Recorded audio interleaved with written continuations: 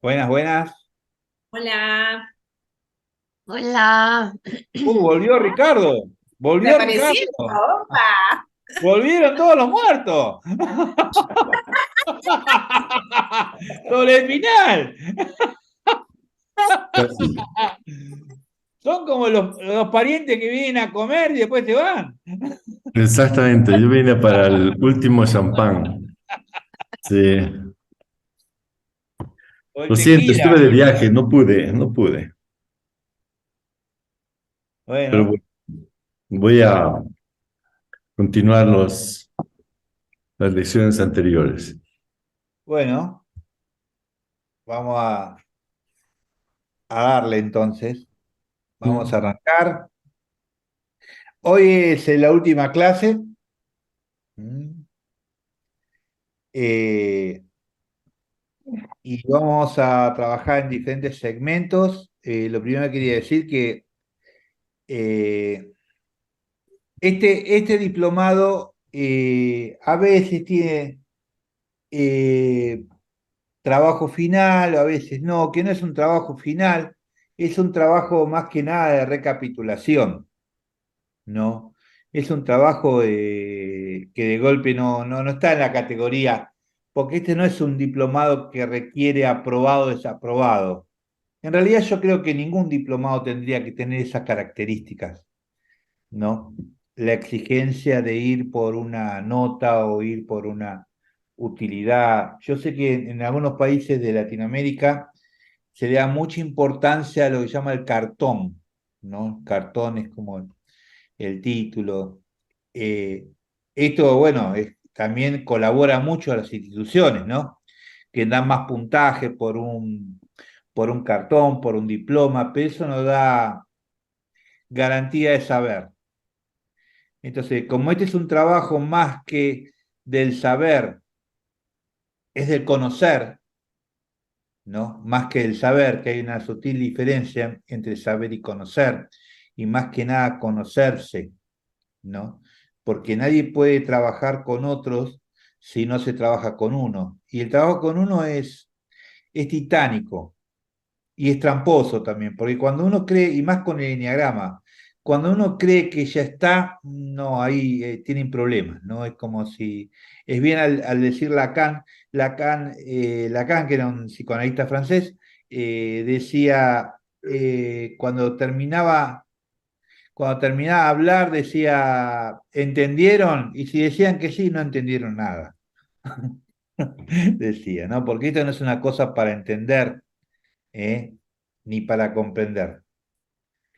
Así que bueno, vamos a hacer un primer tramo con esto más que nada para decir bueno, lo cerramos hoy, esto, el paquete completo del diplomado. Aquel que quiera hacer algo así y mandarnos para algo con respecto de recapitulación, ¿no? Al mejor estilo curanderil, ¿no? Que es el aspecto de la recapitulación, que siempre hay que estar recapitulando, ¿no? Y justamente los tres trabajos de Gurdjieff consisten en eso, es recapitular, es el tema de la autoobservación, el conocimiento de sí y el sufrimiento consciente. Y eso solamente es recapitular, constantemente recapitular, para saber dónde estoy parado. Hay algo que hace, que el otro día me lo recordaron cuando estuve en Chile. eh, Hay algo que se hace en el SAT 4, que es muy interesante, como el trabajo que proponía Claudio en el SAT 4, que decía, cómo fue tu camino hasta ahora? ¿Qué lograste y qué te falta? Mm. Esto es como, hay que hacerlo de manera permanente, ¿no? Para saber dónde uno quiere ir, tiene que saber dónde está parado, ¿no? Si no gira en falso. Bueno, María, en tus manos Ok, estamos. ok. ¿Puedo compartir o ya tengo para compartir? Sí.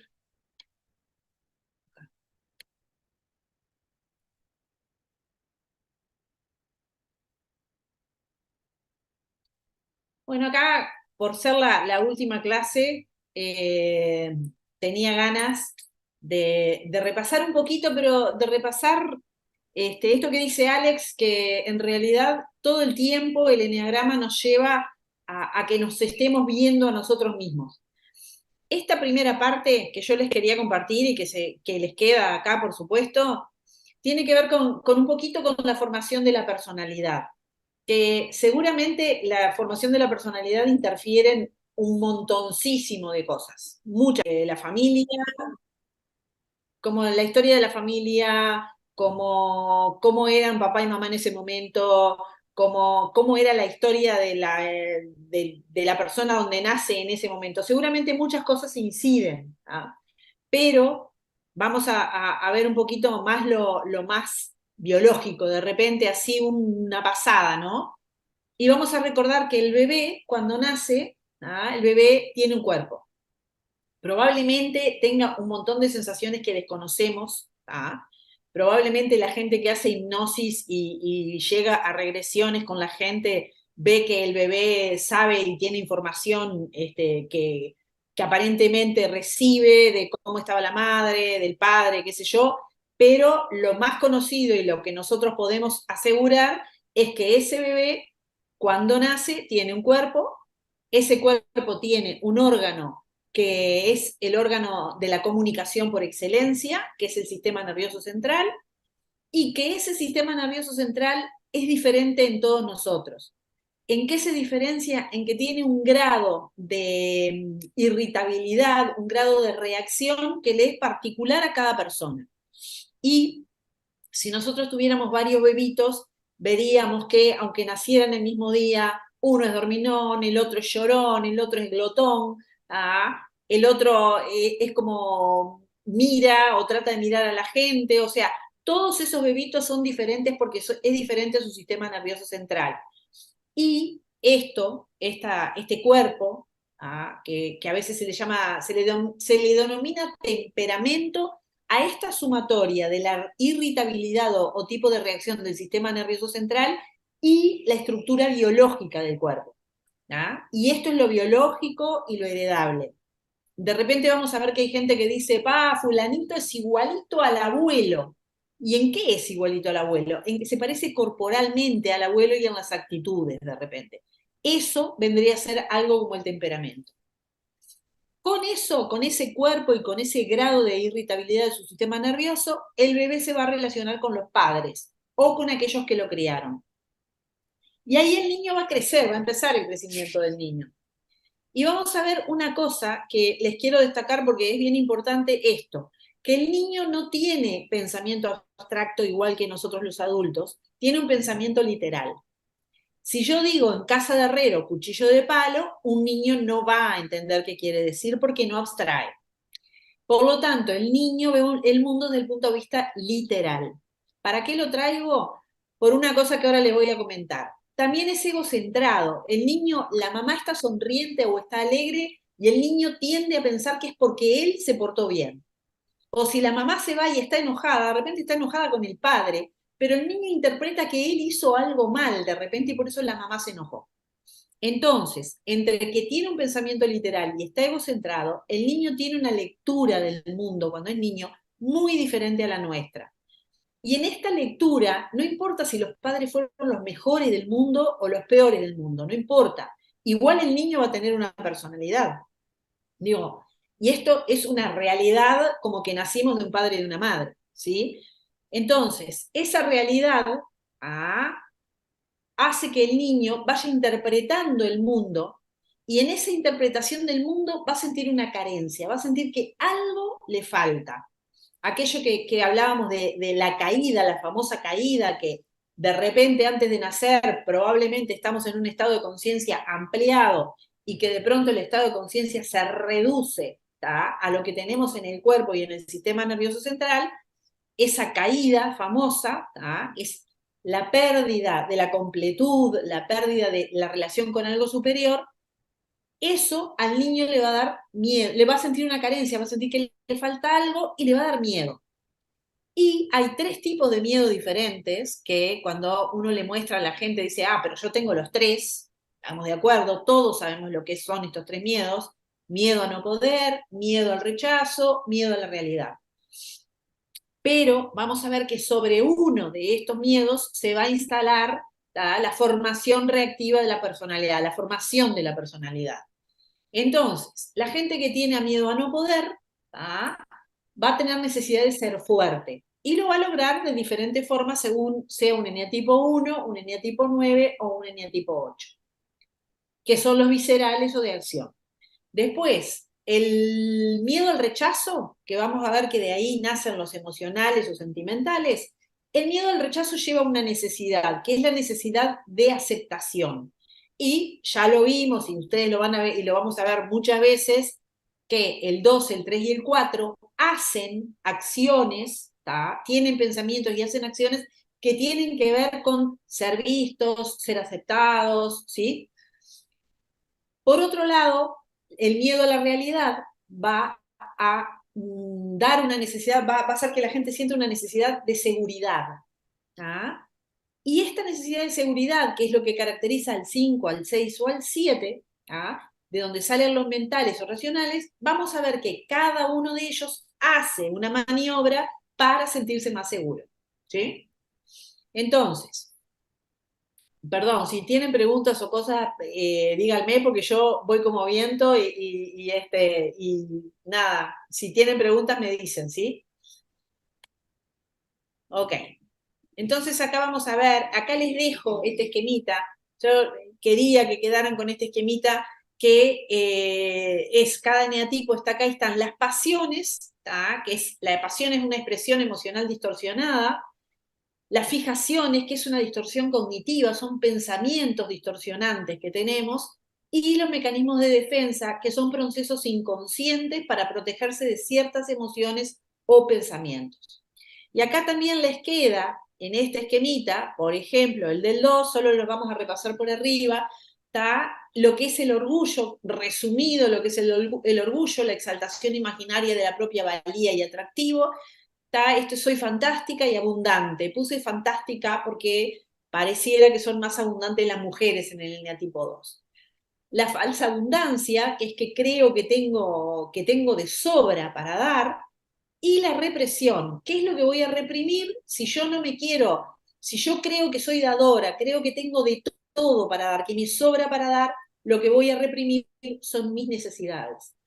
En esto de un poco de lo que estaba hablando Alex, me detengo acá por una cosa, y después lo sigo hablando, que me parece que destaco una cosa que vos dijiste, Alex, que es bien importante.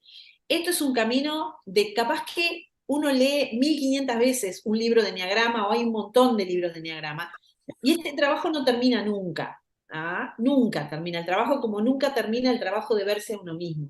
Entonces, digo, el Enneagrama, cada vez que, por lo menos a mí me pasa, cada vez que lo leo, cada vez que lo pienso de alguna forma, me cierra más. Digo, es como cada personalidad tiene una coherencia interna, que es lo que nosotros tenemos que ver en esto de que una persona piensa que el mundo o los otros son de determinada manera, eso le lleva a una emoción determinada, y que le llamamos pasión, y esa emoción predominante, que es la pasión, va a llevar a que esa persona actúe de una determinada forma. Entonces yo los invito, quería dejarles este esquemita, pero los invito a que observen gente, vean películas y vayan al esquema de nuevo, ténganlo por ahí, porque el enneagrama es una cosa que va entrando, entre que yo me veo a mí misma, también veo a los demás. Porque digo, por lo menos creo que todos los que hemos estudiado enneagrama en algún momento nos pasó esto, ¿no? Que primero me veía yo a mí misma, me entendía a mí misma primero, pero después es inevitable que uno empiece a ver a los demás. Mediante películas primero, pero después empezás a ver a los compañeros de trabajo, a la familia, cómo actúa cada uno, y entonces es como algo que de alguna forma nos hace más compasivos, o nos da la posibilidad de ser más compasivos en el hecho de que si yo conozco a los demás, me conozco y conozco a los demás, no puedo juzgar tan duramente como antes de repente. A eso le llamo compasión, como a ver cómo es de verdad el otro, cómo funciona el otro. Acá volvemos a esto,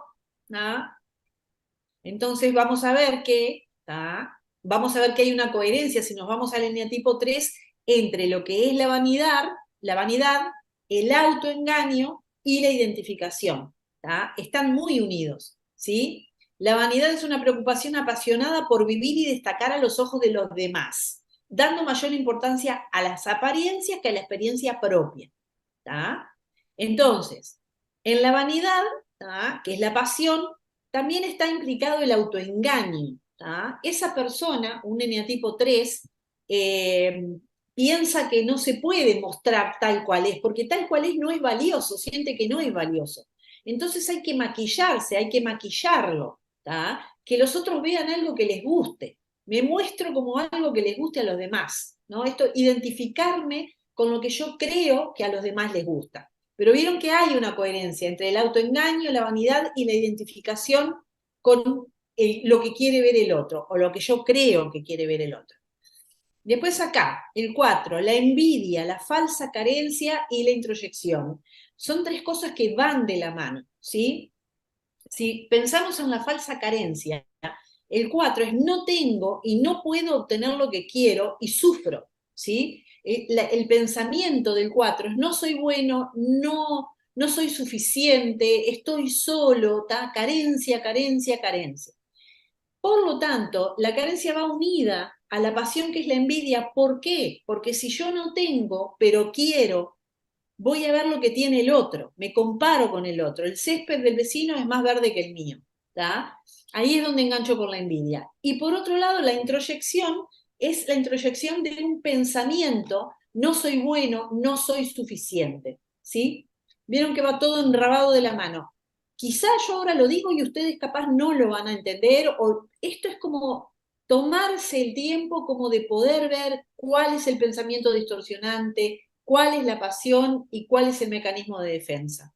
Sobre todo para la gente que hace clínica, ¿tá? Si hay terapeutas, esto es algo de ver todos los días, de observarlo, de repensarlo.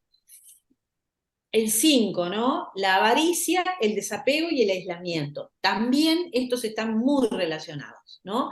El desapego, para que yo no necesite de los demás, ¿tá? Y mi mundo interior es el más interesante, es más interesante que lo exterior, es porque yo ya renuncié a lo que había, renuncié al amor, ¿tá? Como si el 5 renuncia al amor de la madre, supongamos, ¿no? Y entonces, para renunciar al amor de la madre, ¿tá? Se tiene que decir a sí mismo que no necesita a los demás. Pensamiento distorsionante. Que lo lleva a la avaricia, porque si tengo poco, debo conservarlo, ¿sí? Y que a su vez lo lleva al aislamiento. Me siento muy bien solo sin que me abrumen. Porque si yo renuncié al amor, ¿tá? Tengo poco y lo tengo que conservar, ¿tá?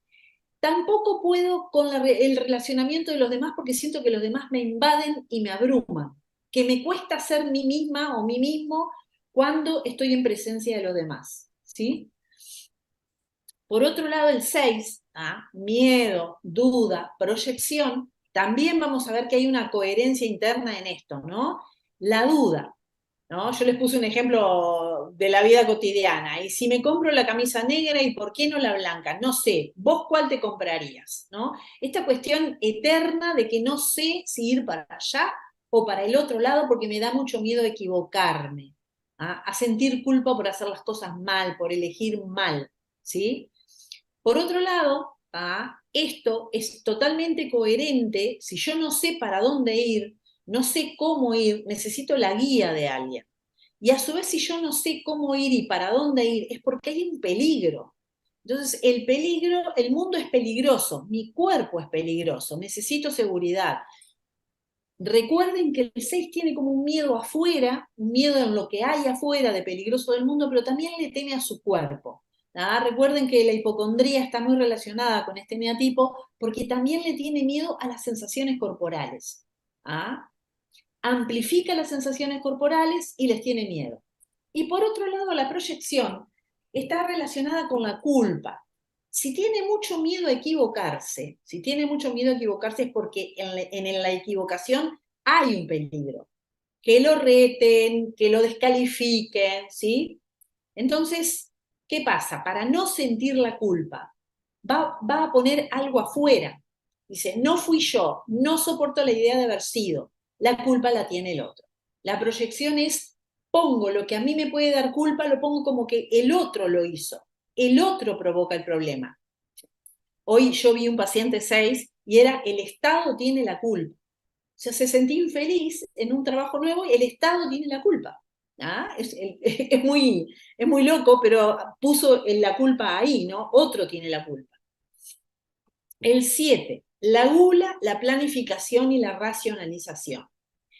Estos, recordemos que, ¿a qué disparan estos? ¿A qué le tienen miedo los 7? Los 7 le tienen miedo a lo que sienten. ¿Ah?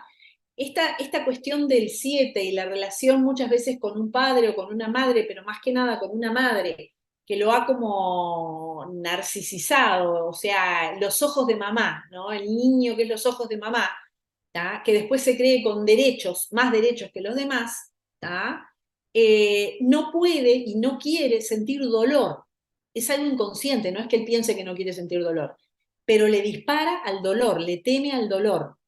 Entonces, está para dispararle al dolor, no tengo que sentirlo. Y para no tener que sentirlo, me disperso. Tengo como esta gula de quiero probarlo todo, pero detrás de la gula hay, no me quiero detener en mí mismo. No quiero estar conmigo mismo porque hay dolor y no lo quiero sentir. Este probarlo todo va de la mano de la planificación. Planifico para poder disfrutar de nuevas experiencias. Y a veces disfrutan más de la planificación que del hecho en sí, de las cosas que hacen.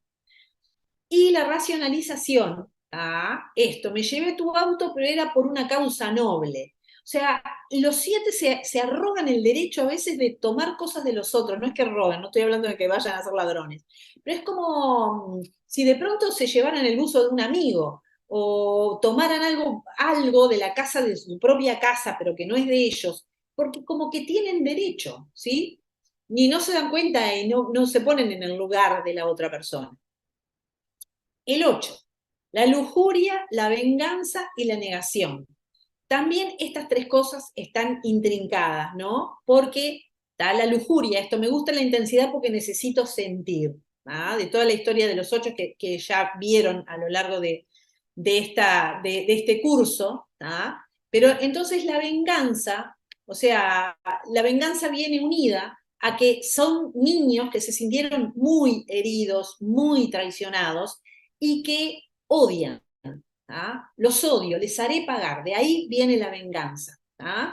Y esta cuestión como de desenfreno, todo vale para tener lo que quiero, pero si todo vale para tener lo que quiero, tengo que negar la existencia de los otros o inclusive negar lo que un super yo nos diría, ¿no? Que el super yo, por ejemplo, dice, no matarás, no robarás, y de pronto una persona mata y roba, porque cree que tiene el derecho de hacerlo, ¿sí? ¿Por qué? Porque niega partes de sí misma, niega el super yo que de ti, el super yo vendría a ser como tener internalizado un padre y una madre que nos mandan, ¿no? Esto está bien y esto está mal. Para cometer actos de venganza, por ejemplo, o sea, tengo que negar que eso está mal. De ahí viene la negación, ¿sí? Nos vamos al 9. Pereza, confluencia o indolencia y narcotización. El 9, que recordemos que era de aquel triángulo que habíamos visto, el 9 era el que entraba más en la inconsciencia, es el típico inconsciente, que lo inconsciente tiene mucho que ver con como no darse cuenta de lo que siente, tiene pereza de verse a sí mismo, no sabe ni lo que siente ni lo que piensa muchas veces, no sé lo que pienso ni lo que siento, que es como esta historia de no tomar contacto con la realidad, ni la externa ni la interna, ninguna de las dos realidades, porque han sido niños muy lastimados, han sido niños expuestos a violencia muchas veces, pero que para subsistir agarraron como el sistema de la parálisis, ¿no? No me muevo, no existo. No me muevo, no existo. Entonces nadie me va a ejercer violencia conmigo si yo no me muevo. La confluencia y la indolencia están relacionadas también con el mecanismo de que si yo me alío con lo que el otro quiere, ¿tá? ¿Qué querés comer? ¿Ah? De repente ¿qué querés comer? Le decís un 9. No sé, cualquier cosa, lo que vos quieras. Y no sé cualquier cosa, lo que vos quieras, es para a dónde va a viajar, qué va a hacer, qué regalo quiere que le hagan, no sé, lo que vos quieras. ¿tá? Entonces, este fundirse con el otro, fundirse con el deseo del otro. ¿tá? Quiero lo que tú quieras. ¿tá? Y para querer lo que tú quieras, yo tengo que matar mi voluntad, matar mi deseo. Por lo tanto, tengo que no sentir nada. Y para no sentir nada, utiliza como mecanismo de defensa lo que se llama narcotización. Si miro la tele, si me lleno con otras cosas, comer, beber, lectura, televisión, etcétera, para no sentir mi propia voluntad, para no sentir mis propios deseos. Así me adapto perfectamente al otro. Y así no tengo miedo. Y por último, el eneatipo 1, la ira, el perfeccionismo y la actitud reactiva. También hay una coherencia en esto. El perfeccionismo, que deriva de que el 1 es un eneatipo que todo lo quiere hacer perfecto, que tiene una idea de perfección, pero no es solo una idea de perfección, no es cualquier idea de perfección, es una idea de perfección moralista, lo que está bien y lo que está mal, lo que debe de hacerse, ¿sí? Desde el punto de vista ético y moral. Y como el perfeccionismo es la idea, ¿verdad? Lo cognitivo, pero la emoción es la ira. ¿Por qué? Porque ellos sienten que ellos hacen las cosas bien y que se esfuerzan mucho para hacer las cosas bien, y que el resto de la gente son todos unos ineptos, todos gente que no sabe lo que hay que hacer. ¿tá? Y le deviene una rabia, un resentimiento provocado por lo que él hace y perfecciona y los demás no. Entonces, el perfeccionismo está estrechamente unido a que los demás no son perfectos, o a veces también él, ¿no? Y la actitud reactiva, que es el mecanismo de defensa, es que si él es tan perfecto, idea de perfeccionismo, enojo porque los demás y él no son perfectos, ¿tá? Tiene que hacer que parte de su psiquis desaparezca. ¿Por qué? Porque si yo creo, supónganse, ¿no? Voy a decir un bolazo, pero supónganse que dentro de mi perfeccionismo soy vegetariana a ultranza y no debo de comer carne, no debo de comer carne, tengo que negar, si yo tuviera ganas de comer carne, eso no puede aparecer en mí. Ni siquiera puedo permitir que salga a mi consciente, ¿está? Fuerzas opuestas, ¿no? Dice que surgen a fin de suprimir sensaciones incómodas. Todo lo que yo crea que es inmoral o antiético y yo lo sienta igual, porque todos sentimos todo, eso el uno lo reprime, ¿tá? De forma que no salga a la superficie, ¿sí? Y creo que por acá termina mi esquema, Alex. Pero nada, se los quería dejar y nada, y quería eso, ¿no? Como unir y que piensen en la coherencia que hay entre la pasión, ¿tá? Y la formación, lo cognitivo, la distorsión cognitiva y el mecanismo de defensa. Muy bien, ¿eh? Muy buena síntesis, muy buena. Recuerden también de que esto fue una síntesis en Sí, la cual total. hay conceptos apretados y todo eso, porque ya, como vimos cuando vimos la clase de mecanismo de defensa, hay mecanismos de defensa que son variopintos, ¿no?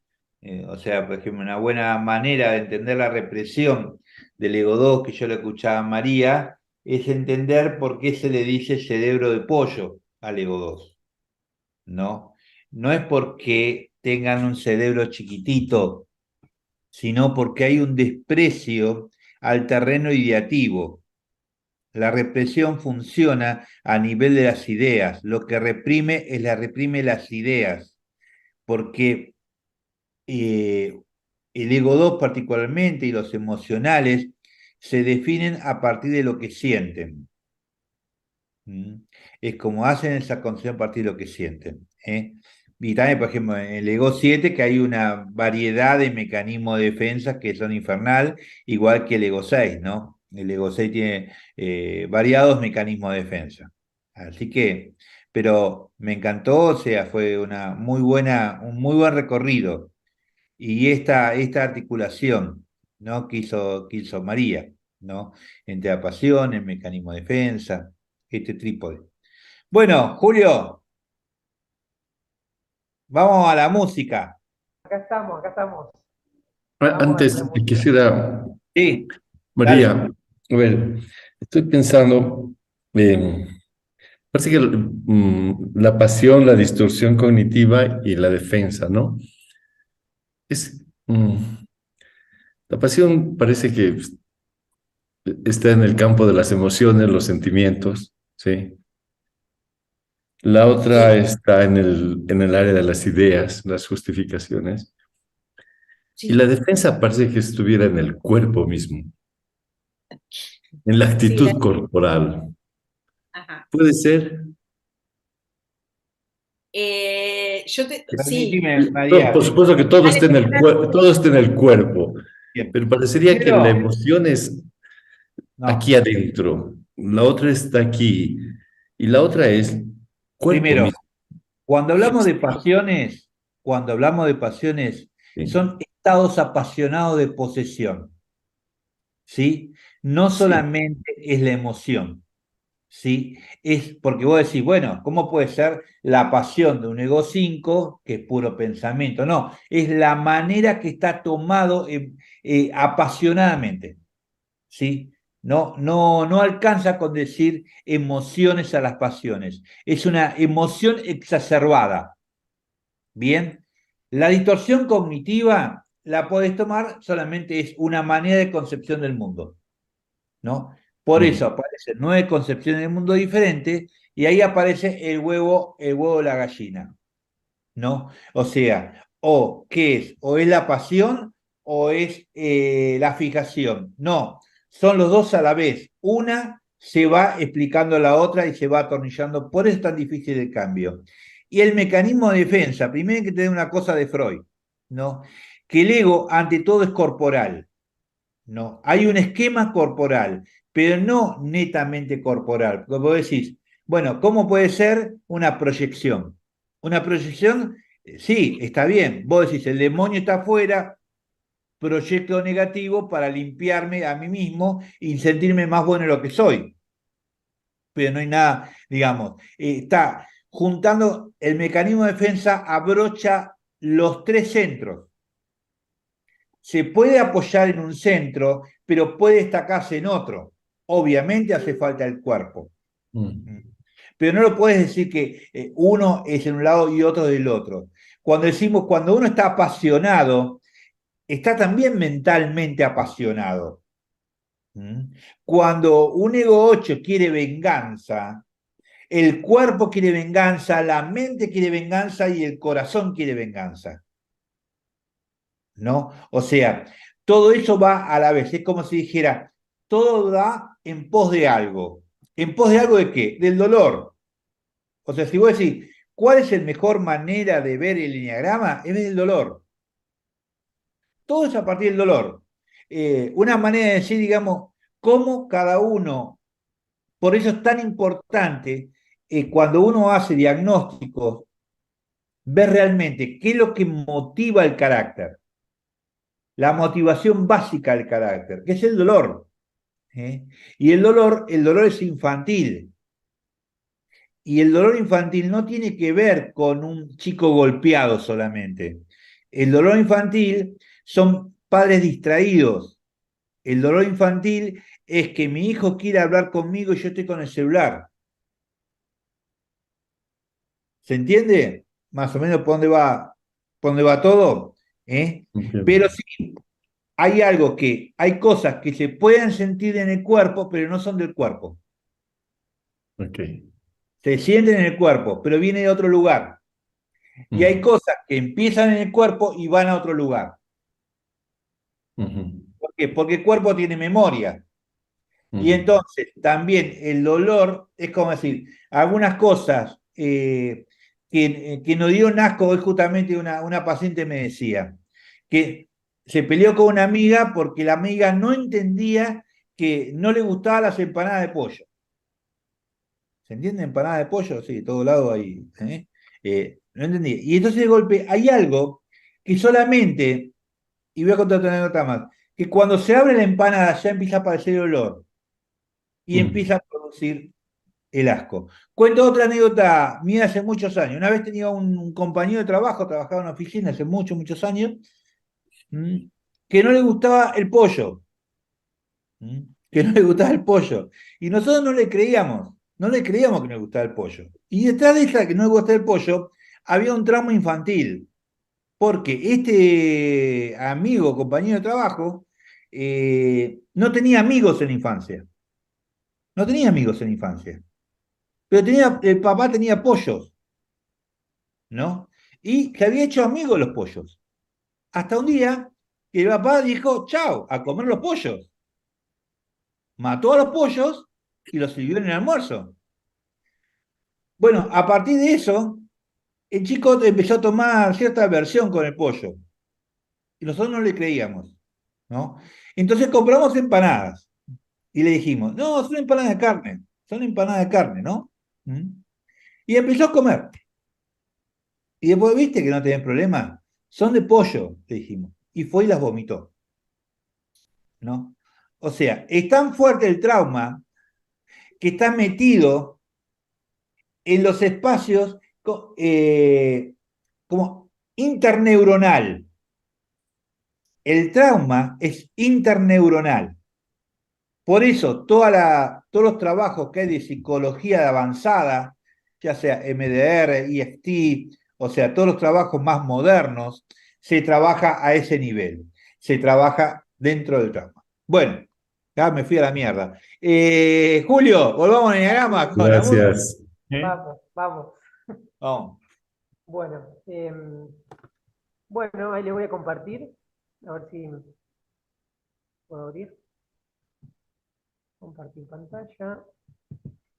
Bien, lo que vamos a hacer ahora es relacionar un poco la música y el enneagrama. Primero decir que la música es un recurso muy potente para el trabajo con el cuerpo. Bueno, ya lo vimos un poco en los ejercicios que hicimos en el diplomado. Y decirles que el enneagrama está hiperconectado con la música de varios lugares. Y también Claudio Naranjo, además de ser psiquiatra y un montón de cosas, en principio fue músico, o sea que él tiene una relación directa con la música.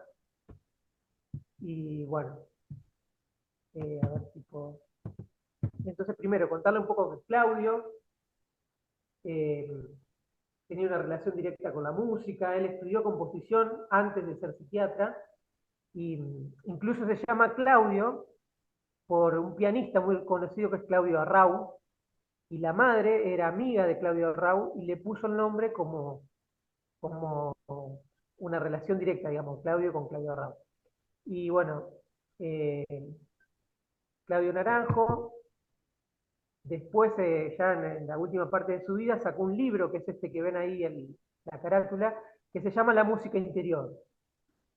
¿Sí? Él ahí hace toda una investigación en relación con la música y en relación a todo lo vivencial que la música transmite. Él le puso hacia una hermenéutica de la expresión sonora. La palabra hermenéutica tiene que ver con esto de traducir de un lenguaje al otro.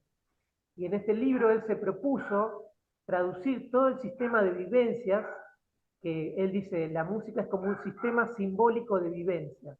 ¿Sí?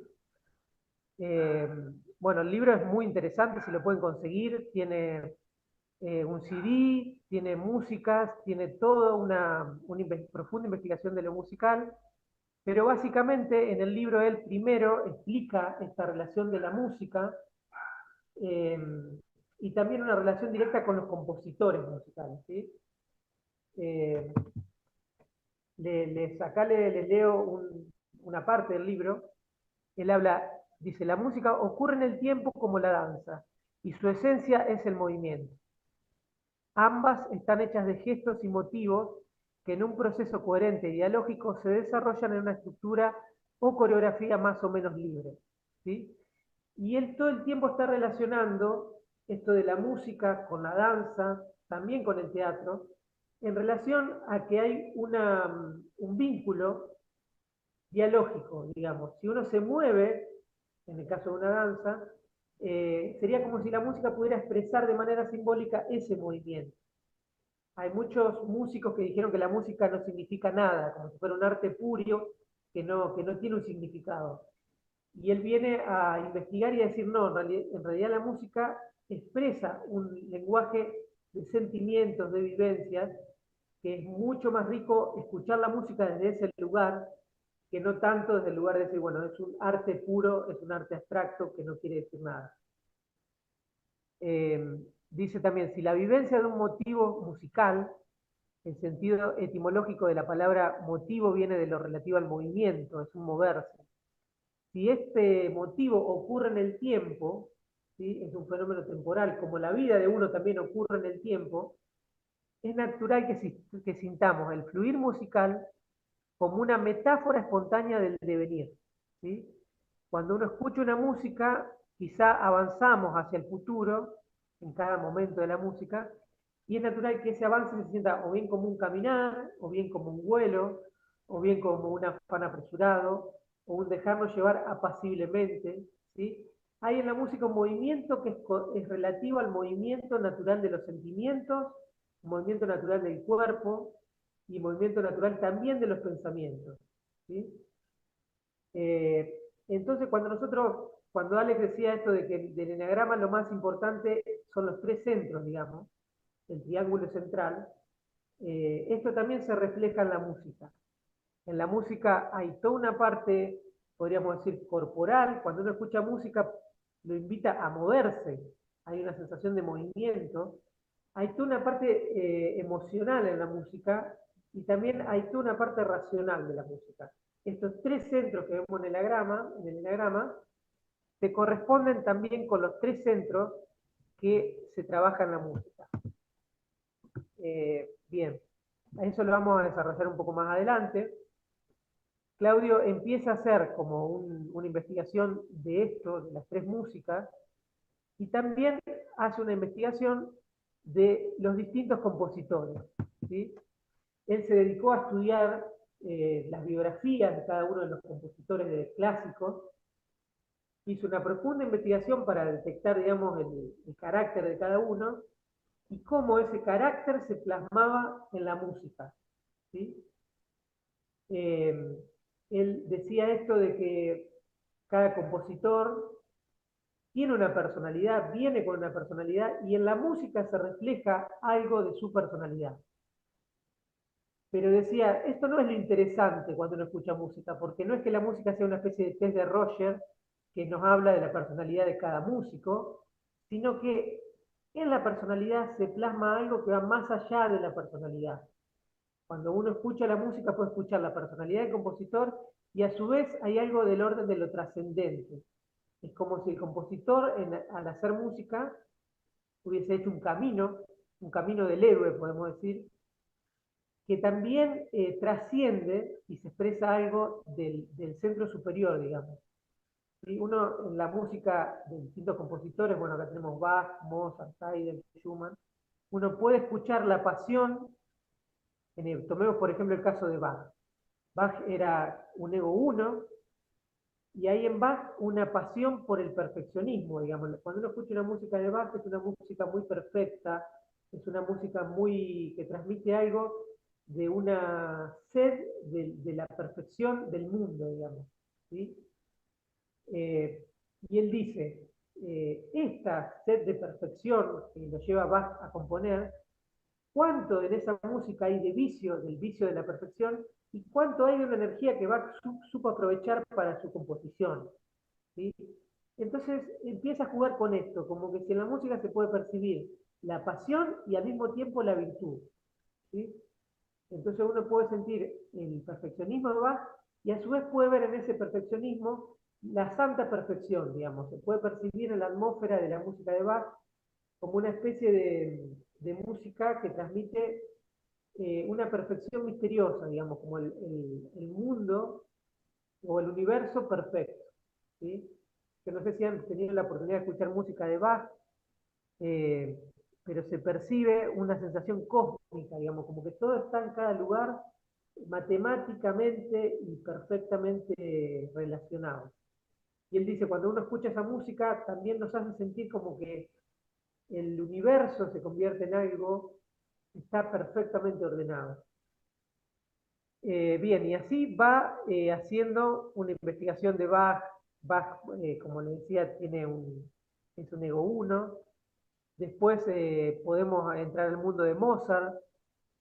Mozart tenía una personalidad mucho más lúdica, digamos, era un ego 2 que tenía mucho contacto con lo lúdico, con el juego y también con el amor, ¿sí? La música de Mozart, Claudio decía, así como la música de Bach, hay una idea de lo admirativo, del amor admirativo, de lo devocional. Es un amor hacia lo admirativo. En Mozart hay un amor hacia lo humano. El amor es más humano, es como que si Mozart le cantara a una mujer. No es que está componiendo para el cosmos o para Dios o algo devocional, sino que es un amor, podríamos decir, erótico, con los dos condimentos, digamos, con el juego, con lo lúdico, y también con el amor humano, digamos, con el amor hacia alguien común. Entonces, cuando uno escucha la música de Mozart, es una música muy juguetona, muy lúdica, y también una música muy amorosa, ¿sí? Bueno, esto pasa con cada uno de los compositores. Eh, Tenemos a Bach, tenemos a Mozart, bueno, Haydn era un compositor clásico que era un ego 3, eh, Schumann era un ego 7, Beethoven era un ego 6, 6 contrafóbico, Chopin era un ego 5. Esto más o menos Claudio fue haciendo un profundo trabajo de investigación con eso y cómo eso se plasmaba en la música. No vamos a llegar a escuchar en este momento las músicas, pero es muy interesante escucharlo desde el carácter, porque uno percibe cómo se plasma en la música el carácter. Por ejemplo, en el caso de Schumann, que era un ego 7, se conoce mucho en su biografía que Schumann era maníaco depresivo. Tenía momentos de mucho entusiasmo, como un ego 7, eh, y momentos de mucha depresión, de una música muy melancólica. Incluso él componía con dos personajes que se llamaban Eusebius y Florestan, que en las composiciones él le ponía el nombre directo. Acá aparece Eusebius, acá aparece Florestan, y Eusebio era un personaje muy pasional, que casi la música era muy pasional, como que se iba pisando a sí misma, muy revoltosa, y Florestan era un personaje muy melancólico, como que las melodías giraban en sí mismas, la armonía de golpe se volvía muy dramática, muy melancólica. Y estos dos personajes en la música de Schumann se iban como peleando. Aparecía uno, al rato aparecía el otro, y volvía a aparecer. Y eso plasmaba un poco su personalidad, que era inestable, era maníaca, era depresiva. Pero a su vez en ese juego polar entre estas dos músicas, se generaba una tercera instancia, como un juego de las polaridades, que generaban una tercera música que Schumann llamaba el maestro, un tercer personaje que conciliaba estos dos personajes que parecía que estaban como en lucha. Bien. Bueno, esto es por tomar algunos ejemplos de los compositores, eh, pero lo que Claudio decía es que en realidad cada uno de la composición musical hizo un camino profundo del héroe, digamos, de ir revisando su propia neura y también de encontrar una curación en la música, en la composición. Julio, perdón, como que Sí, me botó el internet y acabo de regresar. El 8 y el 9, hay silencio, ¿ya lo explicaste? el 8 y el 9 no están tan claros, digamos. Ah, Claudio ok. tenía una intuición de que algunos compositores podían ser 8 y 9. Él decía que uno de los compositores que tenía la tendencia a ser un ego 8 era Brahms, un compositor muy conocido, pero lo que pasaba en Brahms es que era alguien que se descubrió muy tempranamente, como que él ya sabía que venía con una misión al mundo y que en la música de Brahms estos tres centros, el centro intelectual, el centro emocional, el centro racional, en la música de Brahms se puede percibir que están muy integrados, como si fuera una música que está profundamente integrado en los tres centros, ¿sí? Entonces casi que uno en Brahms no puede percibir la dureza o del ego 8, porque Brahms tiene una música que es muy amorosa por momentos, de golpe también es una música que transmite mucha fuerza, transmite mucha energía, y también es una música muy racional. Es como que uno en Brahms puede encontrar a Bach, puede encontrar a Mozart, puede encontrar a Beethoven. Eh, entonces se dice, él decía que Brahms era un santo invisible, que él tempranamente ya se había retirado del mundo porque él sabía que tenía una misión con la música de transmitir precisamente la integración de los tres amores. Entonces, para Claudio resultó muy difícil detectarle detectarle el ego 8. Era como un tipo que en su música ya se presentía como una realización de todas las músicas. Y Schumann, que fue quien lo descubrió a Brahms, cuando la primera vez que le llega una partitura de Brahms, Schumann dice algo muy curioso, dice, era a quien estábamos esperando. Es como si Brahms tuviera una misión mesiánica de traer toda una síntesis de todos los compositores anteriores.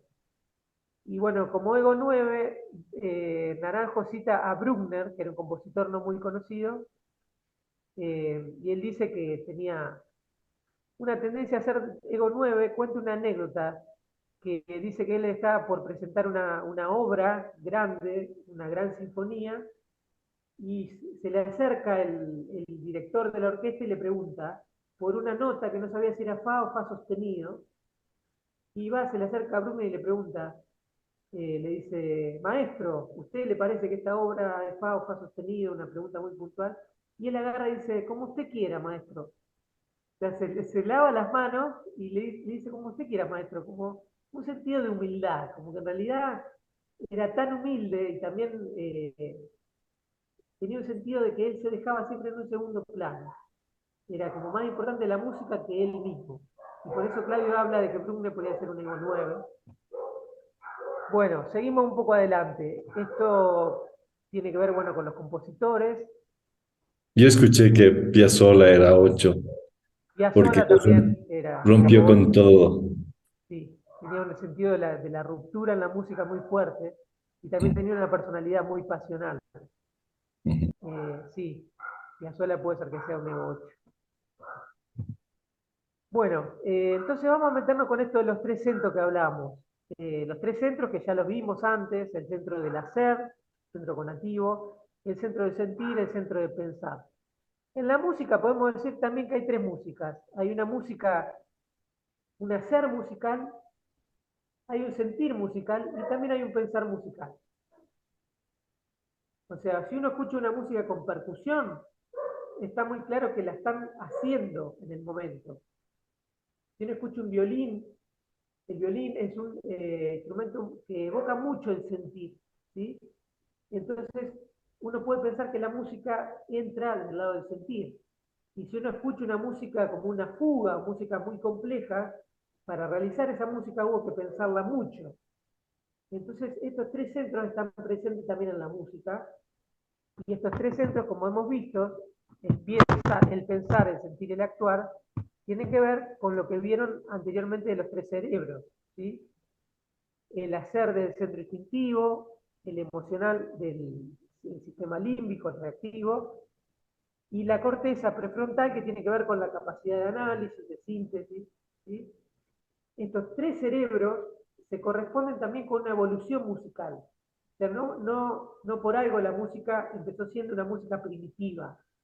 Uno puede asociarla con la música africana, con la música de tambores. Hay un centro que la música se hace desde el centro instintivo. No es una música ni que se piensa ni que se siente, sino que se toca, ¿sí? Entonces hay una evolución de la música que tiene relación con la evolución de los tres centros. Incluso uno puede pensar que antes que el ser humano aprenda a hablar, ya sabía cantar. Y antes de saber cantar, ya sabía danzar y tocar percusión. ¿Sí? Hay una evolución del ser humano también en relación con la música que era previa al lenguaje, o al sistema musical, como uno puede decir, bueno, una sonata. Eso era previo o posterior al sistema emocional y al sistema reptiliano. Entonces, acá vamos a ver un poco esto. El cerebro reptiliano tiene correspondencia con la música inmediata. ¿Sí? Es una música que nos evoca el movimiento directo. El cerebro límbico tiene una correspondencia con la música evocativa. ¿Sí? La evocación, cuando uno escucha una música que te lleva una imagen, te lleva un recuerdo, esa música está directamente más conectada con el centro emocional. Entonces nos permite, hay una música que se llama la música programática, que hay compositores que lo que hacen es componer música y le ponen de título, qué sé yo, puede ser que uno escuche en esa música el mar, ¿sí? O puede ser que hay una música que se llama La Bella y la Bestia, y la música nos evoca momentos de la bella y momentos de la bestia, o sea, la capacidad de imaginar. Eso tiene que ver con el sistema límbico. Y la corteza cerebral tiene una correspondencia con la música elaborativa, con la música que ya uno puede hablar de la variación, el contrapunto y la fuga. Son momentos de una elaboración profundamente relacionada con la capacidad de ensamblar y la capacidad de organizar la música. Entonces ya la música tiene una relación derecha con estos tres cerebros que estamos hablando. Y estos tres cerebros no son ni más ni menos de lo que la música se llama el ritmo, la melodía y la armonía. Cuando uno aprende a estudiar música siempre nos hablan del ritmo, lo melódico y lo armónico. No sé si alguno pudo aprender algo de música, pero en el lenguaje musical el eje rítmico tiene que ver con los impulsos rítmicos, ¿sí? Y cuando uno hace un ritmo, cualquiera que uno escuche, ¿sí? Ese ritmo que estoy escuchando es impulsivo, nos lleva al impulso, por eso está relacionado con el centro instintivo. Cuando uno escucha una melodía, esa melodía está conectada con el centro emocional. Es natural que cuando uno escucha una melodía nos abra un poco el centro emocional, que a veces se asocia con la parte del pecho y los brazos, digamos. Y cuando uno escucha unos acordes en la música, acordes, do mayor, re mayor, mi mayor, acordes en la música, esa armonía nos está refiriendo a una organización que tiene más que ver con el centro intelectual. ¿Sí? Entonces, como decíamos, el eje rítmico es el eje del desarrollo motor, íntimamente relacionado con la corporalidad y con el aspecto tribal. Es decir, el ritmo nos lleva a lo motor, nos lleva a movernos. Cuando uno escucha una música rítmica no la piensa ni la siente, la baila. O sea, es muy natural que si uno escucha una música rítmica, empiece a moverse, sin pensarlo. Porque los estilos musicales parten de claves rítmicas. ¿Sí? Una clave rítmica es un ritmo que se repite. Y sobre esa base rítmica se construyen los cimientos sobre lo que se estructuran en el resto de los componentes musicales. O sea, sobre esa base rítmica, que puede ser un ritmo de candombe, uno escucha, ¿sí? Un ritmo, y esa base ya nos incita a un movimiento que va organizando la música, y este ritmo provoca naturalmente el movimiento. ¿Sí? Después tenemos, como decíamos, el eje melódico, que es el eje de la expresión y el carácter, íntimamente relacionado con la voz y con la danza gestual o afectada. Con la melodía aparece la voz, aparece la expresión, como decíamos, aparece todo lo que tiene que ver con el carácter, tan relacionado con el teatro, con la danza. Una música ya impregna o tiene una huella de carácter. ¿Sí? Si uno escucha un motivo, ese motivo puede ser rudo o puede ser delicado. ¿Sí? Toda melodía imprime una polaridad de carácter. Una melodía puede ser expresiva o puede ser todo lo contrario. Una melodía puede ser larga y sostenida o puede ser corta y breve. ¿Sí? Y eso ya está trabajando con lo que la Gestalt se llama el principio de polaridad. ¿Sí? Entonces, cuando uno escucha una canción o una música, va a generar un tema A que va a ser bien distinto al tema B. Y esos temas dialogan por la polaridad, digamos. Y esto entra cuando aparece el eje de la melodía. Las nociones de fraseo melódico, la articulación, los motivos, generan cualidades de movimiento que evocan, como decíamos, personajes. Con la música se pueden elaborar directamente los personajes internos, porque la música evoca personajes y junto con estos personajes se construye un relato. ¿Sí? Entonces todo este eje es el eje melódico. Y por último, el eje armónico ya tiene que ver con la arquitectura funcional, íntimamente relacionado con lo que estructura y da tonalidad a una danza o en sus aspectos sutiles y complejos. ¿Sí?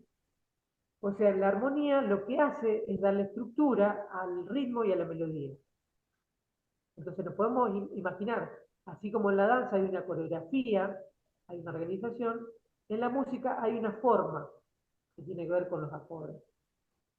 Entonces, este eje armónico lo que viene es a ordenar, como en una forma, en una coreografía, todo lo que pasó a nivel gestual en lo melódico y todo lo que pasó a nivel de movimiento en lo rítmico. ¿Sí? Bien. Y acá vamos a hacer un paralelo entre Gurdjieff, que lo vimos mucho acá en la formación, y hay un tipo muy interesante que es un musicólogo francés que se llama Delalande, que así como Gurdjieff habló de las tres personas, la persona física, la persona emocional y la persona intelectual, Delalande hizo una investigación desde la música de lo que en Piaget se llamaban los estadios: el estadio sensorio-motor, el estadio simbólico y el estadio de regla. ¿Sí? Entonces, lo físico tiene que ver mucho con esto de lo sensorio-motor, o sea, las sensaciones y el cuerpo y el movimiento. Lo emocional tiene mucho que ver en la música con lo simbólico, cuando empieza a aparecer la imagen.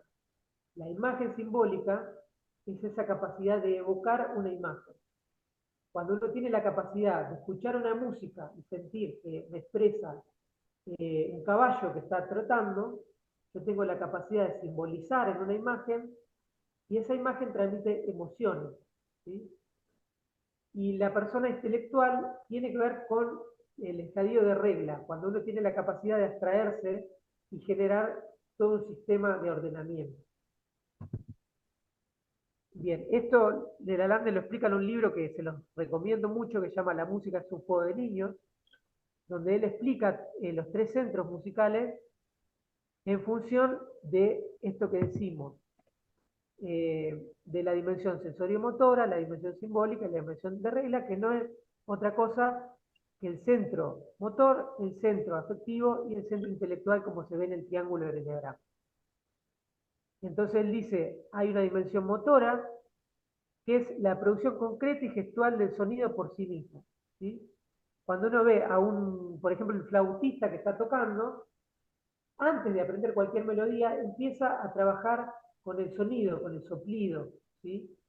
Lo importante es el soplido, el sonido concreto. Y ahí en la música una sensación del sonido concreto. Después hay una dimensión simbólica que es esa condición imaginaria o psicoacústica, es decir, todo lo que la música evoca o expresa, sin la cual la música no significaría nada. Uno primero en un flautista empieza a trabajar el sonido, después el sonido se convierte en notas, y con esas notas empiezan a aparecer los motivos y las imágenes y los sentimientos. Y por último, la dimensión de regla, que es toda la organización de esa melodía en frases más largas, en temas, toda la estructuración del lenguaje musical. Entonces Delalande viene a decir, la música también tiene estas tres dimensiones. Y esto es re importante porque si uno aprende a escuchar estas dimensiones de la música, puede estimular los tres centros del enneagrama. La dimensión motora estimula el centro, como decíamos, motor, la dimensión simbólica del centro afectivo y la dimensión de regla del centro intelectual. Y para Delalande era re importante esto porque está vinculado con con un orden evolutivo, una predisposición de asimilación progresiva. Entonces él dice, primero desde el movimiento, o sea, en toda música hay un principio de exploración y de esquema, como en una danza, hay la primacía del movimiento, ¿sí? ese movimiento se convierte en imágenes, en una expresión simbólica del movimiento, y esos gestos se ordenan hacia la forma. Alex había hablado en un momento de esto del movimiento y la forma. En la música esto está muy presente. Como hay puro movimiento, ese movimiento empieza a aparecer en una forma o esquemas definidos y eso por último se ordena en la forma. Entonces también de Lalande habla esto de la forma al movimiento y del movimiento a la forma. Del movimiento musical hacia la forma musical. ¿Sí? Bueno, y por último, no sé si vamos a llegar a escucharlo, pero después se lo voy a dejar, porque Claudio le gustaba mucho una obra, e incluso en los SAT siempre ponía el bolero de Ravel para terminar, en los 10 días, el último día se escuchaba el bolero de Ravel y se hacía una meditación, porque se habla, él decía que en el bolero es como si fuera la metáfora de la integración de los tres centros, ¿sí? El centro de la acción, el centro de la emoción y el centro del pensamiento. No sé si tuvieron la oportunidad de escuchar el bolero de Ravel, pero arranca con un ritmo, tan, tacatatán, tacatatán, tan, tan, tacatatán, tacatatán, en los redoblantes, ¿sí? Y ya en ese redoblante está la metáfora del centro instintivo. Es como que ya ahí hay puro movimiento. Sobre la base del movimiento empieza a aparecer una melodía, a cantar una melodía en flautas y en vientos, que evoca simbólicamente el mundo de las emociones. Empieza a cantar ahí sobre la base de los redoblantes. Y por último, hay un bajo también, como un bajo armónico, que va sosteniendo al redoblante y sosteniendo la melodía. Lo interesante de este bolero, que se lo invito a escuchar, después si lo buscan en YouTube está mucho, hay muchas versiones, es que se empieza a integrar. Es como que el redoblante se convierte en melodía, la melodía de golpe se convierte en varias melodías, se convierte en acordes, y los acordes empiezan a tener un ritmo y se convierten en un redoblante, podemos decir, en algo rítmico. Entonces esto empieza a jugarse hasta a un cierto punto que uno no sabe si lo que está escuchando es rítmico, si lo que está escuchando es melódico o es armónico, y es la metáfora de la integración de los tres centros que se habla en el eneagrama. Los invito, es una obra muy extensa, pero cuando uno la escucha, empieza a sentir como que algo se empieza a integrar, que lo emocional se convierte en intelectual, que lo intelectual se convierte en instintivo, que el instintivo se convierte en emocional, y se empieza a hacer como una mezcla que simbólicamente uno puede percibir que sería un diálogo de los tres centros que se empiezan a integrar en uno mismo, en la escucha musical. Por eso a Claudio le gustaba mucho danzar y meditar con esta música de bolero de Ravel, porque, como le decía, esta integración de los tres centros. Bueno, con esto doy por terminada la charla. Si tienen preguntas o algo que quieran saber.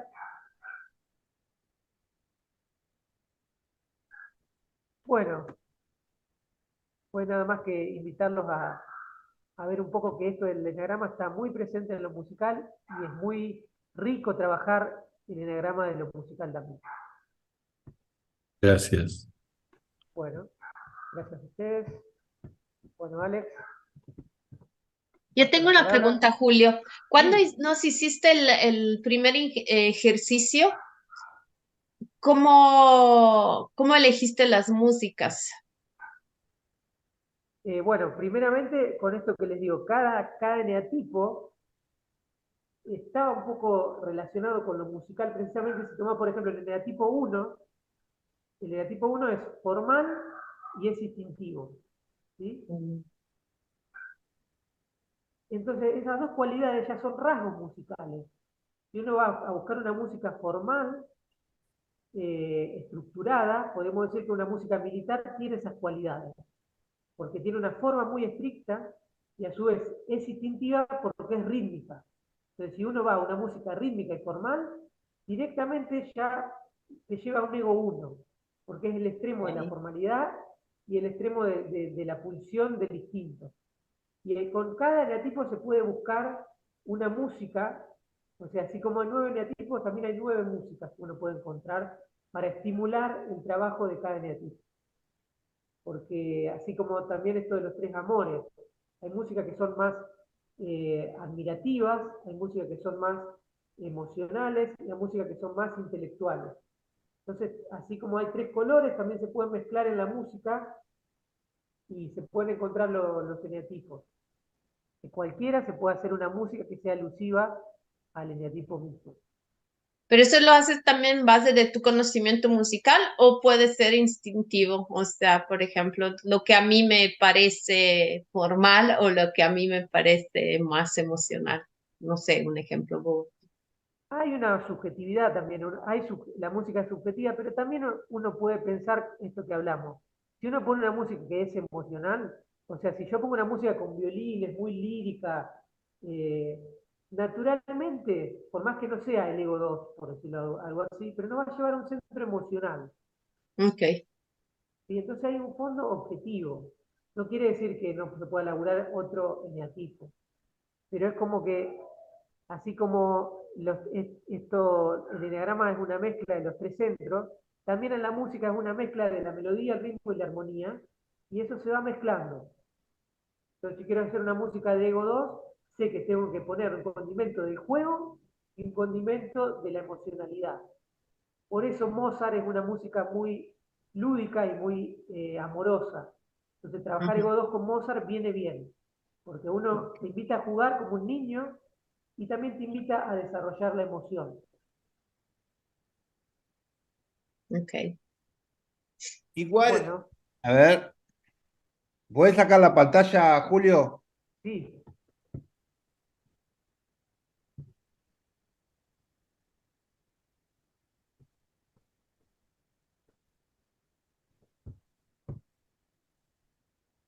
Bien. Igual acerca de eso cada uno tiene una posición tomada con respecto a eso, ¿no? A mi entender, es muy difícil la universalidad de algunos conocimientos, ¿no? Eh, Porque esto tendría que funcionar para todos y para todo, y a veces, cuando se trabaja, hay que ver un poco la población con que se trabaja. ¿Mm? O sea, porque eh, es muy difícil a veces con sectores más marginales por ahí en el trabajo y todo eso, de si metes una clásica, por ahí hay claro. resistencia. Sí, sí, ¿Mm? sí. Y de golpe también queda mucho lo importante es ver cómo hacer para que las personas vayan para el lugar donde uno desea trabajar, Claro. ¿no? Como por ejemplo, en el mundo, se puede decir, más burgués, todos sabemos quién es Madonna, pero cuando se hizo Sat Maya, no podían ponerle Madonna porque Claro, no entraba mucho Madonna ahí. claro, ni hablar. Y si ahora podés encontrar y ver a la población, si vas a trabajar con los adolescentes, y bueno, podés decir del RKT, que le dicen Sí, ahora, ¿no? en los ¿Eh? rescates. RKT, el reggaetón, entonces Sí, tenés que sí, ir, ¿no? O sea, claro, manejando por todos lados. Yo qué sé, el otro día tuve la oportunidad de ir a ver, acompañar a mi hijo, a ver a una cantante de acá que se llama Nicki Nicole, y es la nueva sí, Madonna argentina, una cosa así. claro, Y veía a todas las chicas era netamente público femenino. Pero por eso, siempre es bueno decir, sí, hay una línea que está buena, está bueno ver todo. Primero que Julio nos dio una clase magistral de todo esto, ¿eh? La verdad que fue buenísimo, Julio, todo lo que nos ilustraste. ¿Mm? Pero así, por otro lado, también hay que entender que de golpe, muchas veces cuando se pone música, primero uno tiene que trabajar lo que le viene bien trabajar al coordinador. Es decir, eh, la música la pone el coordinador. El poner música también es un manejo del poder, ¿no? Es como, digamos, uno va orientando de acuerdo a lo que cada uno le va resonando. Y también hay que tener muy en claro cuando se trabaja cuál es el ego del coordinador. ¿Mm? Como también hay que tener claro el ego del terapeuta, ¿no? Que hay estilos de coordinación también. ¿Mm?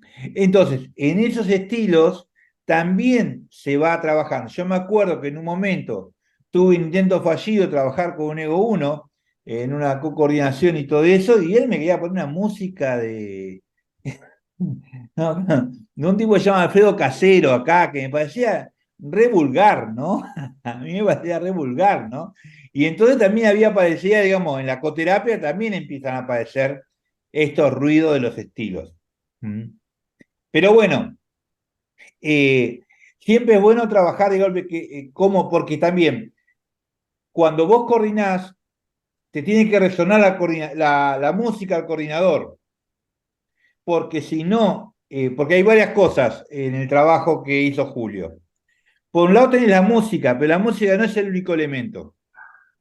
¿Mm? Es, digamos, cómo vas a darle las instrucciones de movimiento en ese momento. Entonces, en la música acompañada de la plástica corporal. Es decir, en esa música, por un lado, está la música de marcha militar, un lado de la música, pero si vos le tenés mucha resistencia a esa música, no vas a poder trabajar. Entonces hay que ayudar con las indicaciones, con las instrucciones en el trabajo. Entonces, si yo ya te digo, bueno, aparte de la música, te digo, bueno, ahora tenés la columna rígida y el culo apretado. Entonces ya, con la instrucción más la música, ya empieza a armarse un Jenga, un rompecabezas. Bien, puede ser muy importante, por eso está bueno que esto no se puede poner solamente, poner un playlist y que bailen, ¿no? Sino hay instrucciones y aparte también hay que dar la indicación en dónde tiene que sonar la música. La música no va a sonar en cualquier parte del cuerpo. ¿Mm? ¿Eh? Y también en el cuerpo hay triángulos de movimiento. ¿Mm? Hay un triángulo en la cabeza y la pera, ¿no? Otro de la pera, hombros y tetillas. ¿Mm? El triángulo, digamos, de la zona baja sexual, que también se puede enganchar con todo el movimiento de los chakras. ¿Mm? O sea, donde vos también vas a tirar la música en ese lugar. Vos decís, cierren los ojos y sientan con el corazón, que es una metáfora. Es como respirar tus genitales, es una metáfora. Pero ya solamente llego a respirar los genitales, ahí se me arma un quilombo entre la respiración y la imagen de mis genitales. Porque nadie respira los genitales del otro, ¿no? O por lo menos no. Hay otras situaciones donde se hace eso.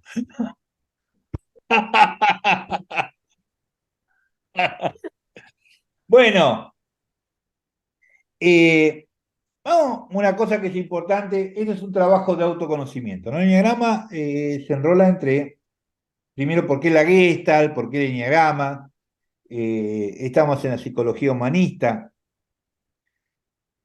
Maslow, del Maslow para acá, la Gestalt se inserta ahí, eh, como también como en el arte, como hay pinturas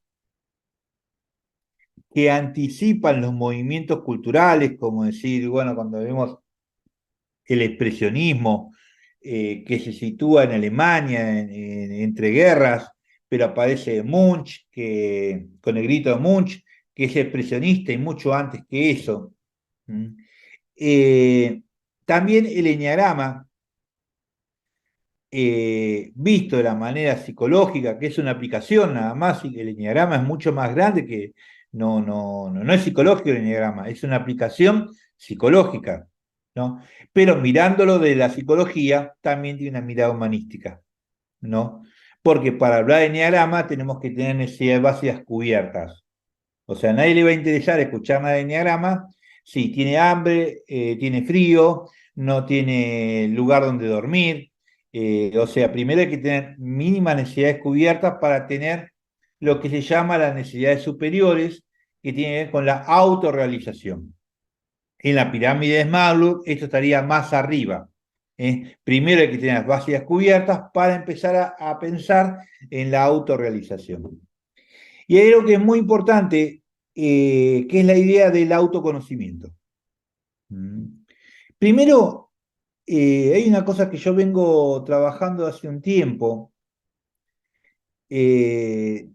también trabajando en la genealogía misma, que nadie conoce a nadie. O sea, si yo les preguntara, ¿ustedes conocieron a sus padres? ¿Saben quiénes eran en realidad? En realidad son un misterio. ¿Conocemos a nuestros hijos? Otro misterio. O sea, conocemos solamente una parte, un borde, se puede decir. Y también con nosotros mismos. Hay el orden del misterio, y esto que el chamanismo lo trabaja tanto, ¿no? Esto de invocar al gran misterio, es como somos grandes misterios, que no sabemos. O sea, siempre decimos, trabajamos sobre supuestos. Y decimos, si mi mujer me engaña, la mato. Y por ahí mi mujer me engaña y no hago nada. Y no sé si ya me engañó, pero si me está engañando en este momento, me estoy acá. Pero no lo sé. O sea, no sé los supuestos. O sea, cómo se parten las aguas con los grandes temas, con el divorcio, con el aborto, con miles de cosas que estamos todos atravesados, con el casamiento homoparental. Bueno, con miles de cosas, pero nosotros no tenemos idea de cómo vamos a proceder. Entonces, particularmente, hacer enneagrama es una aventura de conocimiento. Es como estar decidido a desarrollar la aventura. Ese es un conocimiento del todo, pero no para todos. Hay mucha gente que viene a tomar una parte nada más y cree que con esa parte está el todo, y acá no funciona muy bien como funciona la física cuántica, en la parte no está el todo, a pesar que también en la parte está el todo, pero no me alcanza con una partecita para saber todo el conocimiento, ¿no? Eso bien los hacen los Ego 7, que son grandes lectores de contratapa, y ya es como que leyendo la contratapa se cree que ya se sabe el libro. Y esto es lo mismo con el enneagrama, creyendo que yo puedo tipificar a una persona con un ego determinado, ya la voy a conocer. No, no la conozco. No la conozco. Solamente conozco una manera de estar en el mundo y una manera de defenderse del dolor. Nada más que eso. Nada más que eso. Puede ayudar, puede ayudar. Puede servir, pero no es el todo. Entonces yo siempre tengo muy en cuenta esto, que esto es una herramienta, que no es el todo, que no sirve de nada tipificar, que no sirve de nada tirar diagnóstico rápidamente, y que de última el diagnóstico no sirve para una mierda. Porque lo único que sirve es el trabajo. O sea, de nada sirve saber saber qué tipo de ego soy, si de golpe no hago lo que no trabajo lo que tengo que trabajar para ser mejor. Y si no sé amar, si no puedo estar en relaciones con los demás. Porque, ¿qué se busca con esto? Primero, una compasión. Tenemos que ser compasivos con el otro y compasivos con el dolor del otro. El respeto, la misericordia y la humildad. Cuando hablamos un poco de todas las virtudes, dimos toda la vuelta de las virtudes, pero en realidad tenemos que desarrollar todas las virtudes. Todos tenemos que desarrollar virtudes. Tenemos que desarrollar la confianza y la honestidad fundamentalmente. Y la otra cosa que me parece así para redondear, nada se logra sin esfuerzo. Nada, nada, nada. De inicio, todo aprendizaje requiere un lugar de esfuerzo. Algunas veces viene bien mirar a los niños y a los bebés. Mm. eh, Todas las cosas que tiene que hacer un bebé para empezar a caminar. Ya solamente el trabajo que tiene que hacer un bebé para sostener la cabeza ya es casi un milagro. Sentarse es otro milagro. Reptar es otro milagro. Rodar es otro milagro. Hay algo que se trabaja acá ahora, también con adultos, que es la cierta neurofisiología, dinámica, creo que se llama, que cuando hay algunas cosas que no se hicieron en el momento adecuado, generan determinados trastornos en el futuro. ¿Mm? Es decir, hay determinadas cosas que todo bebé tiene que hacer. Tiene que reptar, tiene que rodar, tiene que hacer determinadas cosas. Aunque parezca que uno está haciendo funciones corporales, está desarrollando funciones cerebrales superiores y cognitivas. Entonces, cuando vemos determinadas cosas en un adulto, podemos llegar a entender que le faltó reptar o le faltó girar sobre sí mismo, tipo rodillo. Entonces, lo que se hace en determinadas rehabilitaciones es a veces a un adulto hacerlo gatear, porque le faltó gatear, ¿no? O sea, todo esto para que vean el esfuerzo que es. Entonces, este trabajo es esforzado, no es fácil, requiere esfuerzo. Así que bueno, gente, preguntas y si no, nos despedimos amorosamente, No, ¿no? no quiero. Vamos. ¿Hay alguna sugerencia como de trabajo personal, no sé, tipo hacer un diario Sí, sí, ¿sí? sí, sí, sí, sí, sí. Eh, lo mejor es empezar a hacer un diario personal Ok, de autoobservación. ok, Ese golpe que vos te veas cuando te pescás con el ego que quieras trabajar. ok. ¿Eh? Es como si vos Súper. dijeras esta cosa, como esto tiene que ver justamente con las tres formas de la autoobservación, ¿m? Autoobservarse, ¿m? Y por otro lado también en qué momento me aparece el ego.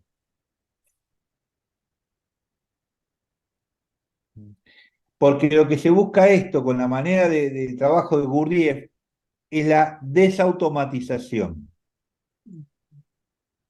¿Eh? Entonces, es como se decía, romper la máquina. ¿Mm? Bien, esto es una. La otra es, primero llega un par de cosas y cada uno lo va adoptando a la mejor manera que le produce, que lo puede producir, ¿no? Julio habló de cosas exquisitas con respecto a la música, ¿no? Primero que no todo carácter tiene la afinidad con determinada música, ¿no? Eh, yo, si no lo saben, yo tengo un carácter tipo 8. Y a mí me embolaba Claudio cuando me hacía escuchar la música y había de Beethoven, había que escuchar, y él decía escuchar el grito a Dios, y yo no escuchaba el grito a Dios, ¿no? Pero tenía con dificultades mías, personales, ¿eh? Te lo puedo decir de memoria, 3B, Beethoven, y Brahms, lo que hablaba las tres meditaciones con respecto a eso, pero siempre hay que ver cuál es el método más familiar de acuerdo al carácter que uno tiene. Ok. Bien, para que no sea una tortura, para que pueda ser sostenido en el tiempo, ¿no?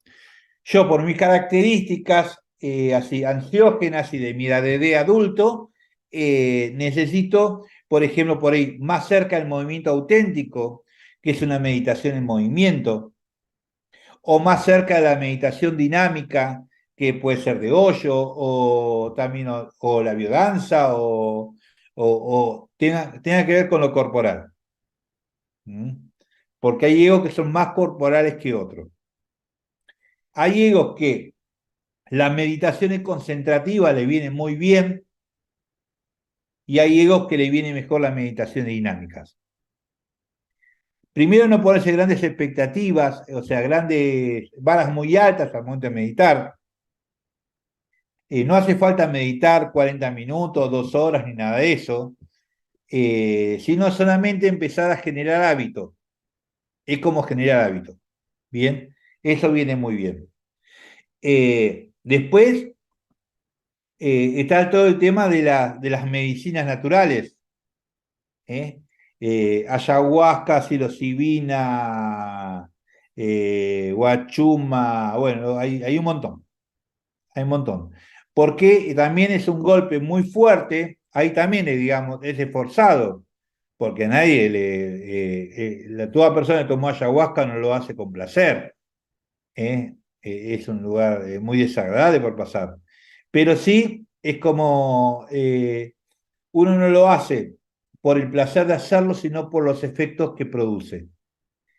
Y con el tema de la medicina, hay momentos que se puede frenar un poco el ego.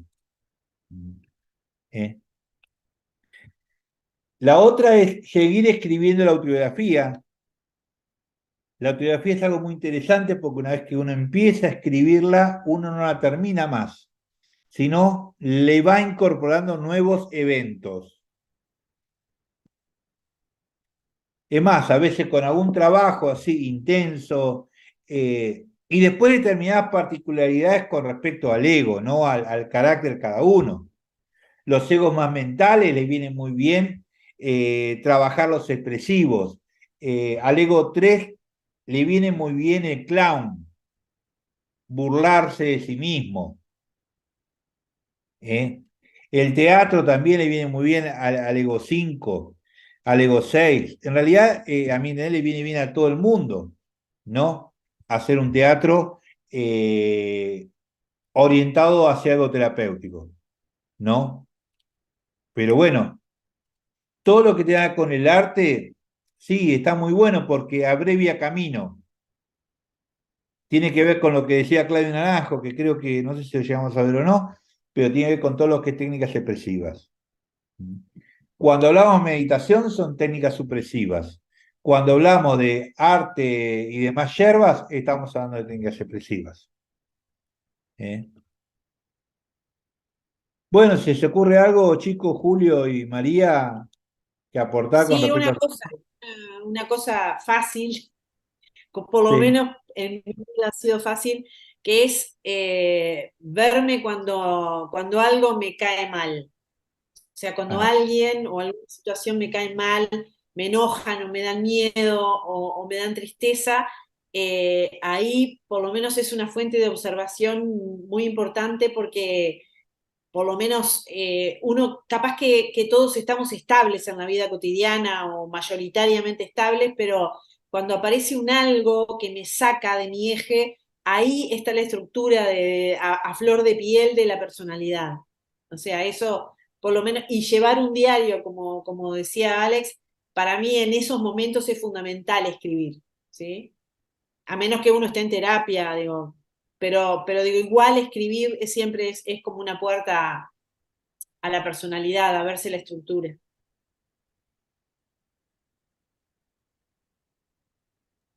la otra también Gracias. Mm. que puede funcionar es trabajar en grupo de enneagrama, ¿no? Con gente que haya hecho enneagrama. Hay algo que se llama los sistemas de autogestión, grupos de autogestión, que no hace falta que haya un coordinador, terapeuta, ni nada de eso, sino la coordinación es rotativa, y lo único que se abre y que no se interviene, no se interpreta nada, sino cada uno puede hablar de los descubrimientos del ego, de cuándo se vio el ego, ¿no? O cuando de golpe la está pasando mal, o cuando... Pero no hay interpretación, es libre, ¿no? Es libre. Casi siempre viene bien hacer algunas tareas, a veces se puede hacer, también hay tipos de meditaciones por ego, también. Hay un libro que es muy lindo, que es Vipassana y Enneagrama. Vipassana es una forma de meditar también, ¿eh? Que ahí también da algunas pistas con respecto a la meditación. Bueno, Julio, ¿algo que quieras agregar? No, no se me ocurre nada. Bien, muy bien. Agradecerlo. Nos van a dejar un contacto, ay, sí, por si se puede armar algo por acá si logramos juntar gente interesada. Sí, contacto le podemos dejar.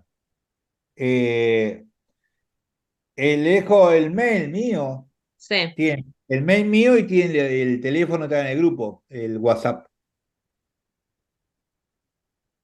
ok.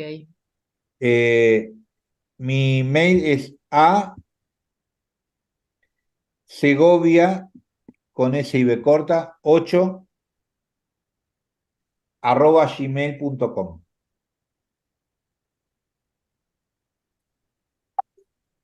Y una cosa más para agregar, hablando de música y de baile, que no es mi fuerte, pero no, pero ahora recordé que una vez haciendo en tu casa, Alex, teatro, estábamos bailando con Amanda y la sensación que yo comenté en ese momento es que estoy bailando mi personalidad, o sea, el cuerpo tiene como una estructura músculo esquelética que es defensiva totalmente, ¿no? O sea, si yo me miro, me observo a mí bailar, tengo un estilo de bailar que si yo no me salgo de ahí, está representada mi personalidad, ¿no? Es como si a un 5 en su sistema de defensa la musculatura se le contrajera de determinada forma.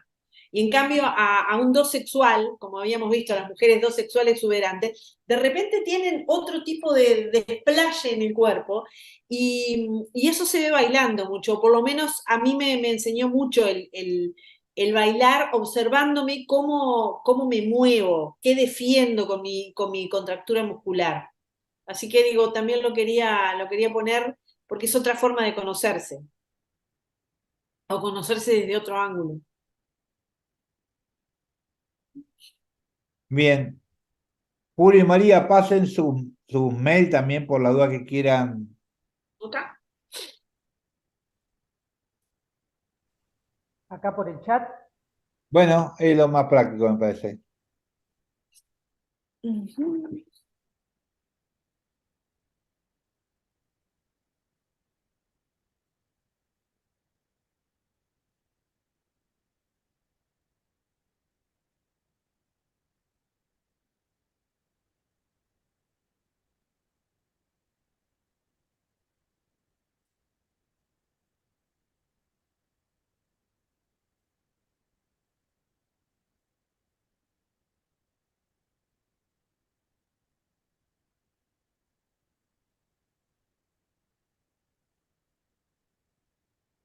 Bueno,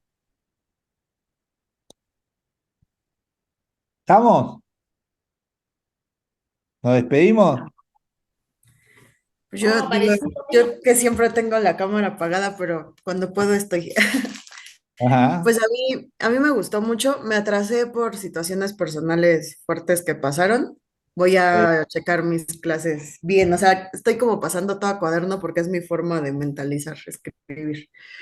Eh, Me gustó mucho porque se sale de lo clásico que puedes ver en psicología, ¿no? O sea, es como psicología Ajá. con espiritualidad, eso me encanta. Ajá. Me encanta haber conocido a personas con mente abierta. A la doctora María, híjole, ¿qué le puedo decir? Su voz me da una paz. Me concentro tanto, de verdad me encanta escucharla, explica bien bonito, Alex explica padrísimo, Julio tiene una energía que, jue- de verdad, o sea, te contagia, o sea, te da chispa. Me encantó, creo que esto es una embarradita realmente del tema, o sea, hay que profundizar y hay que Está estudiar. soltero, Hugo. Está soltero, Julio, ¿eh? Ah, míralo, qué Está bueno, soltero, qué ¿eh? bueno. Mirá qué cosa lo ponemos en una encomienda y lo mandamos directamente. ¿En qué parte está de México? En Ciudad de México, En Ciudad de mándenmelo. México, ahí está, ahí está, ahí está. Estamos juntando los bonos necesarios ¿no? Acá lo publicitamos a Bueno, Julio todos. vamos. No, pero de verdad padrísimo, tiene energía bien padre.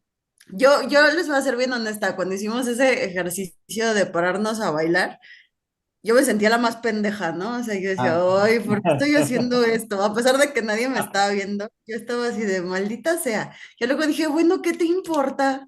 Y ya lo empecé a hacer, fluí, lo escribí. Me gustó mucho porque me salí de esa parte tan cuadrada a la que estoy acostumbrada, yo que todavía soy estudiante. Pues es todo muy cuadrado, ¿no? O sea, no está de más decirles cómo es de cuadrada la escuela, sea cual sea el enfoque que lleve. Y está muy padre porque justo este curso a mí me hizo darme cuenta que no me voy a quedar solamente con lo que me dicen así todo súper cuadrado. No, hay más, hay mucho más. Y pues les agradezco mucho, ¿no? A mí me gustó muchísimo. Yo voy a seguir indagando en el tema porque le traigo así como unas ganas a Yestal y a lo del enneagrama me dejó picada, picada, pero siento que no sé nada, o sea, quiero indagar más y más y más. Ya. Bueno, muy bien. Bueno, Muchas gracias por todo y bien, gracias por encontrar amigos en el camino. Gracias. me alegro mucho, ¿eh? Ujú. Yo también Bueno, me voy muy agradecida y estuvo muy bonito. De hecho, y me hubiera continuado.